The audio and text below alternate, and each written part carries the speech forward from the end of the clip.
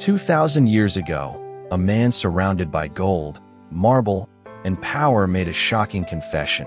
It is not the man who has too little, but the man who craves more, who is poor. That man was Seneca, a philosopher who owned vast estates, yet preached the art of needing almost nothing. In an age where excess defined success, he practiced restraint. He lived in the beating heart of the Roman Empire, surrounded by indulgence. Yet he sought peace not in palaces, but within his own mind. Today, as we drown in digital clutter and endless desires, his paradoxical life becomes a mirror reflecting ours. In this episode of Stoic Minimalism, we step into Seneca's world, a world of ancient opulence and timeless wisdom. Through the lens of psychology and philosophy, we'll uncover how Seneca balanced wealth with inner stillness, chaos with clarity, and abundance with restraint. You'll see how his ideas on simplicity can transform not just your home or habits, but your inner architecture, the very way you think, react, and live. Because true simplicity, as Seneca revealed, isn't the absence of things, it's the mastery of the mind. Imagine standing in the marble halls of ancient Rome, where time itself seemed to flow differently, where luxury, ambition, and spectacle defined the rhythm of every waking hour. And yet, among senators and poets, one man quietly questioned this race for more. Seneca. To him, time was not something to fill, but something to preserve. While others sought wealth, he sought hours, those fragile grains of life slipping through the hourglass. In his view, the greatest poverty was not the lack of possessions, but the careless spending of moments on things that didn't matter. Seneca understood something about human psychology that modern science now confirms, that the more we chase, the more restless we become. In his letters, he warned that busyness is a form of laziness, the mind's way of avoiding itself. The Roman elite filled their days with feasts and performances. Today, we fill ours with screens and schedules. Both are distractions dressed as purpose. Seneca's form of Stoic minimalism wasn't about abandoning the world. It was about reclaiming ownership of time, choosing presence over preoccupation. His reflections invite us to think differently about productivity. What if success isn't measured by how much we do, but by how deeply we live the few things we truly choose? Seneca urged his students to spend time as if it were a sacred currency, one that could never be earned back. Each dawn, he treated as a philosophical checkpoint, a moment to ask, am I living deliberately or merely existing by habit?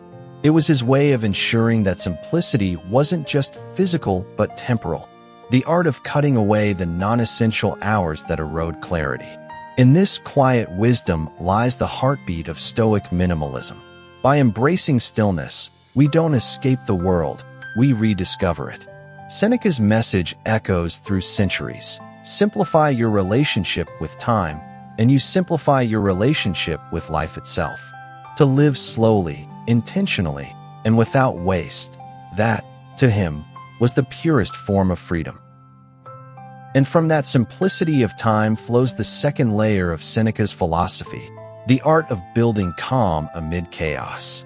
For him, peace wasn't found in retreating from the world, but in fortifying the mind so strongly that no storm could disturb its foundations.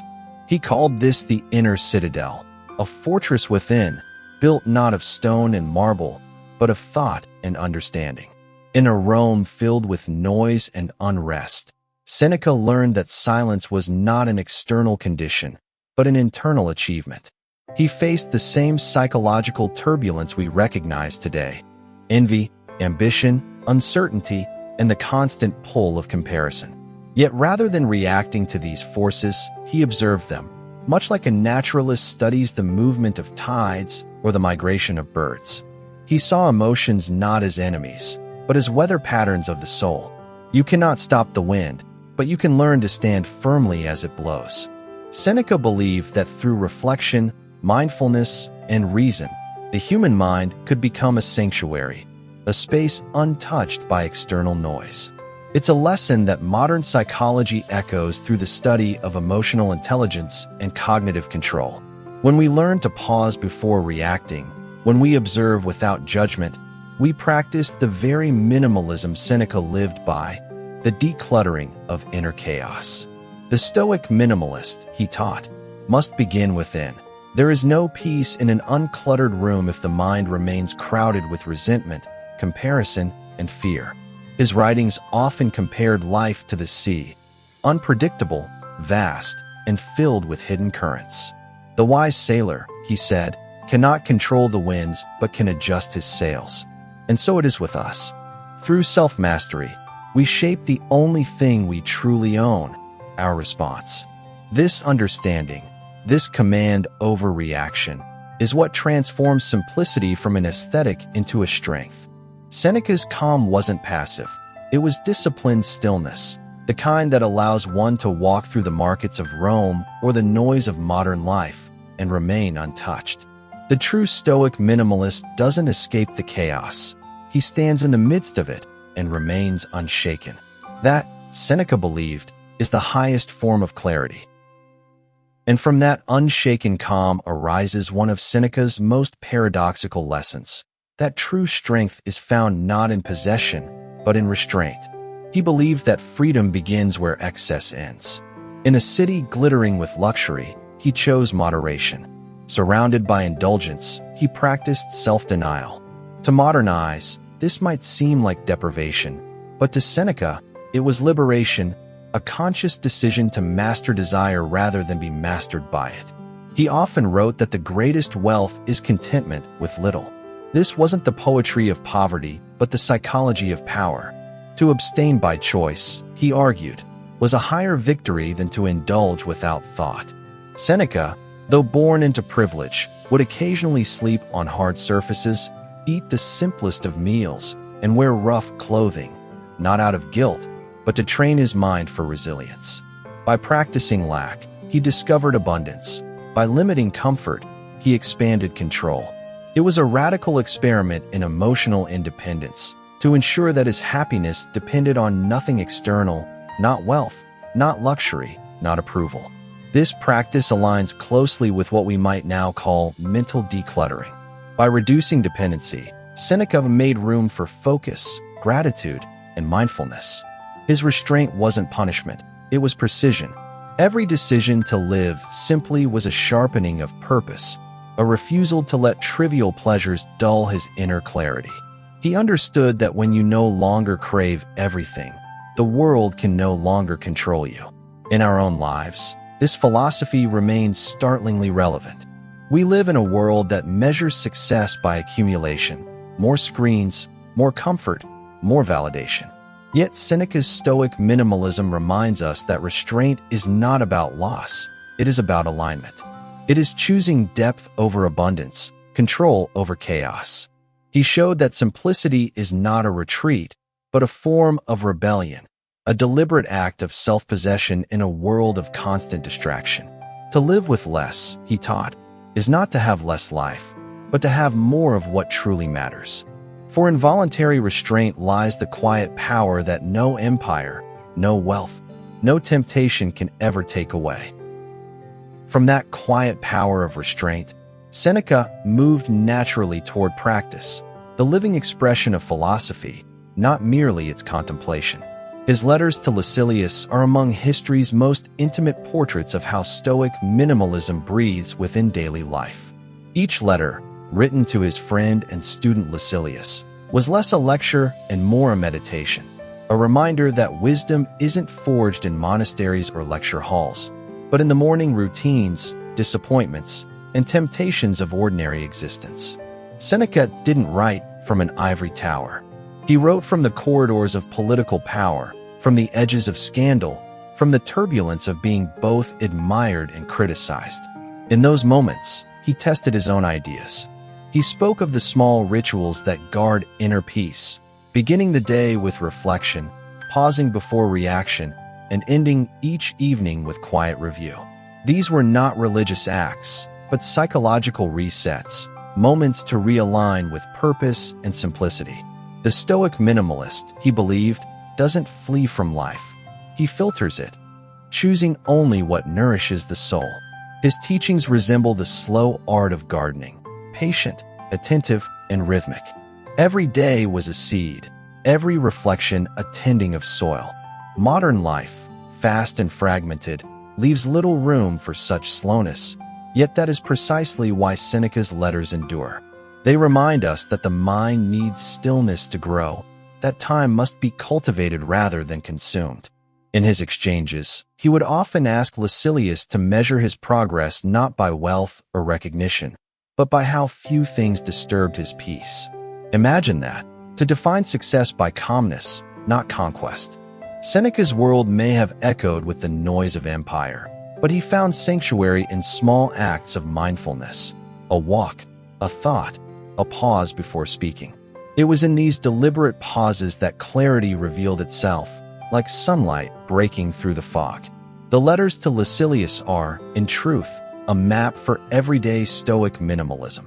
They teach us that simplicity must be practiced daily, not admired from afar. And in this steady rhythm of reflection and restraint, Seneca discovered a life not of less meaning, but of deeper meaning, a kind of wealth that time cannot erode.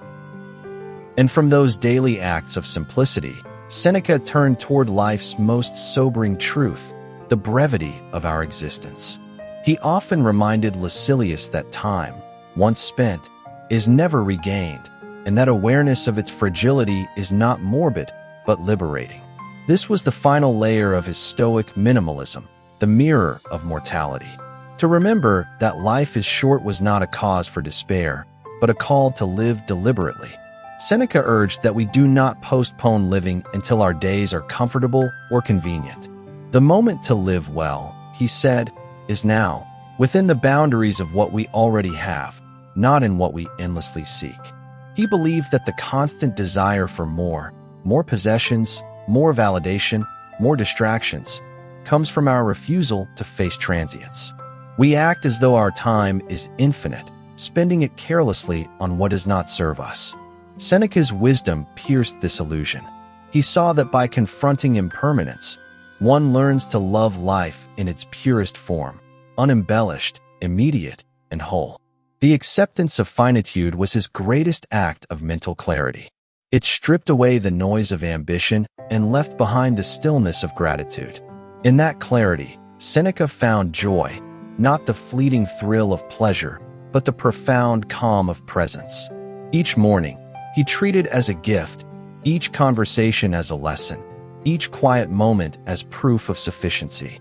He showed that living with less does not diminish life's richness, it intensifies it. When you no longer measure existence by accumulation, you begin to experience it by awareness. Seneca's legacy is not one of renunciation, but of reverence. Reverence for the ordinary, for time, and for the self that learns to be at peace with little. His Stoic minimalism invites us to look directly into the mirror of mortality and find not fear, but focus, not scarcity, but serenity.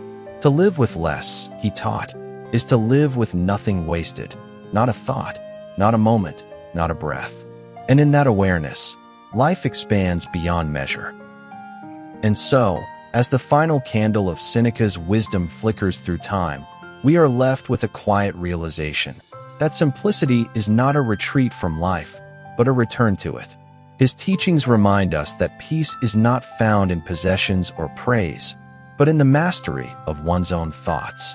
In a world that races endlessly toward more, Seneca's voice calls from the stillness, inviting us to pause, to breathe, and to rediscover the rare art of enough. The essence of Stoic minimalism is not austerity, it is alignment. To align your life with what truly matters. To shed the layers of noise until only truth remains. Seneca's words do not whisper of deprivation, but of liberation, the kind that comes when we finally stop chasing what was never ours to begin with. If this journey into Seneca's world has stirred something within you, let it not end here. There is more to explore, more stillness to uncover. On this channel, you'll find pathways that extend beyond this philosophy, from microtopia minimalism, where design meets clarity, to the hollow era of minimalism, where we confront the emptiness that hides beneath modern excess. Each story, each reflection, carries a piece of that same quiet wisdom, one that guides us gently toward a more intentional, more peaceful life. So, stay with this exploration. Wander through the other corners of this channel, where simplicity meets soul and thought becomes transformation.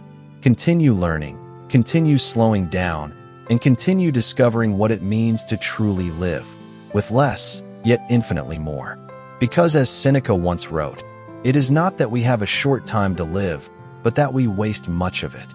May his timeless clarity remind us all to make each moment and each choice count.